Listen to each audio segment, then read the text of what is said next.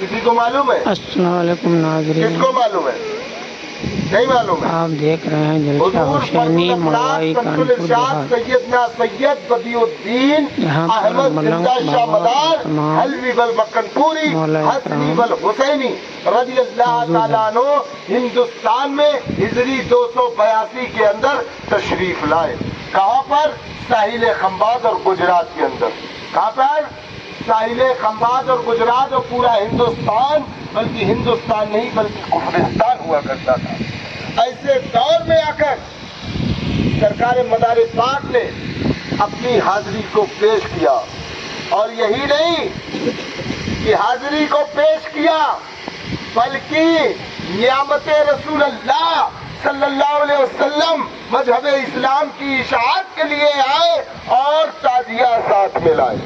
کیا تعزیہ ساتھ میں لائے؟ لوگ کہتے تھے تیمور لنک فلانا ڈنک اس کے زمانے کا تعزیہ ہے، اور آج یہ لوگ بنا رہے ہیں یہ شیعہ ہے۔ مین ٹاپک کیونکہ محرم الحرام کا مہینہ ہے، اور پھر اس کے بعد ایک اور بھی کیڑا چھوڑ دیا جاتا ہے، ارے صاحب تم حسین حسین علی علی 72 والوں کا ذکر کرتے ہو، یہ مہینہ نہیں ہے، صرف محرم میں ہی ذکر کیا جاتا ہے۔ امامیہ محرم کا ذکر وہ ہے، مصباح مکن پوری مقدس اللہ علی و نورانی فرماتے ہیں، حضرت خواجہ مصباح المراد فرماتے ہیں کہ کربلا کے شہیدوں کا تم سب کو قصہ سناتے رہو، کیونکہ مصباح اسلاف کی داستہ تعزیہ دار ہے۔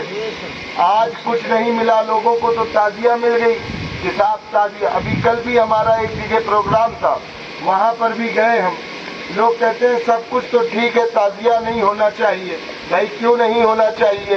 اس کی وجہ کیا ہے؟ صاحب اس میں خرافات بہت ہوتی ہے۔ مانی کیوں؟ کون سی خرافات ہوتی ہے؟ یہ شریعت میں نہیں ہے۔ ہم نے کہی کیسے نہیں ہے؟ تو بتایا کہ صاحب یہ رسول اللہ نے نہیں منایا۔ ہم نے تو یہ کہا کہ تو رسول اللہ تو چٹائی پر بیٹھتے تھے، آپ دلب گدے پر کیوں بیٹھتے ہو؟ رسول اللہ تو اونٹ کی سواری کرتے تھے، آپ پلینوں کی سواری کیوں کرتے ہو؟ گاڑی فارچونر چاہیے، دلب گدے چاہیے۔ خرافات اس میں سمجھ میں آ گئی۔ آپ کی جوزائیں اہلیائیں لولو مال جا کر شاپنگ کریں، وہ خرافات نہیں نظر آتی۔ لیکن ماہ محرم الحرام آیا کہ لوگوں کو خرافاتیں سمجھ میں آنے لگی۔ جو کل تک بددین بنا گھوم رہا تھا وہ بھی دیندار سمجھ میں آنے لگا، کہ پتا چلا کہ یہ تعزیہ سے ان کا کوئی لینا دینا نہیں ہے، بلکہ یہ میدان کرب و بلا میں جو 22,000 کا لشکر تھا، لشکر زرار، اور 72 طن نفوس قدسیہ کو قتل کرنے کے لیے جو یزیدی فوج گئی تھی، ان میں سے جو 500 آدمی بچے ہوئے تھے، انہی کی اولادیں پورے ہندوستان اور پوری دنیا میں خرافاتیں کرتے گھوم رہے ہیں۔ حساب کہ ہم وہاں تو نہیں جیت پائے، کہتے نہیں ہیں کہ حسین آئے، جو حسین علیہ السلام وہ روشنی ہے کہ جیسے کہ ایک اندھیرے میں چراغ جلا دو تو ہر چیز صاف ہو جایا کرتی ہے۔ اسی طریقے سے محرم شریف میں حسین پاک کا ذکر ایسا ذکر ہے جو اندھیرے میں روشنی کا کام کرتا ہے، جو عزیز ہوتا ہے، جو دیندار ہوتا ہے، جو پکا حسینی ہوتا ہے، اس کا چہرہ الگ ہوتا ہے، اور جو کیا کہتے ہیں منافق ہوتا ہے، تعزیہ اور یا کیا کہتے ہیں ماہ محرم الحرام کا گستاخ ہوتا ہے، اس کا چہرہ الگ نظر آنے لگتا ہے کہ یہ فلاں چور ہے اور یہ فلاں ساہوکار ہے۔ کیوں؟ کیونکہ تعزیہ کا مطلب دین کی تازگی ہو جانا، جس میں یاد حسین ہے۔ میں تھوڑی دلیل کے ساتھ اپنی بات آگے بڑھاتے چل رہا ہوں۔ مسجد میں کون کون جاتا ہے؟ ہاتھ اٹھائے۔ سب جاتے ہو نا؟ ماشاءاللہ۔ مسجد کیا ہے؟ مسجد اللہ کا گھر ہے۔ اللہ کا گھر۔ آپ کو کیسے پتا یہ اللہ کا گھر ہے؟ کیا اللہ نمودار ہوا تھا؟ کیسے پتا ہے؟ لوگوں نے بتایا، لوگوں نے بتایا، بزرگوں نے بتایا۔ بزرگوں نے یہ بتایا کہ صاحب میں اپنے رب کی عبادت کے لیے ایک جگہ منتخب کرنا چاہتا ہوں، اور وہ جگہ سارے پبلک لوگوں نے پیسہ جمع کیا اور ایک نیک جائز کمائی کو اپنے رب کی بارگاہ کے لیے کہ ہم گھر میں نماز نہیں پڑھ پاتے، ہم کسی اور کے یہاں نماز نہیں پڑھ پاتے، اب میں ایک اللہ کے گھر کی تعمیر کروں گا جس کا نام مساجد ہوگا، اس میں اینٹ گارا بنا کے، دیوار بنا کے، ممبر بنا کے اس کا نام میں نے مسجد رکھ دیا، اور میں نے یہ تصور کر لیا کہ یہ اللہ کا گھر ہے۔ کس کا گھر ہے؟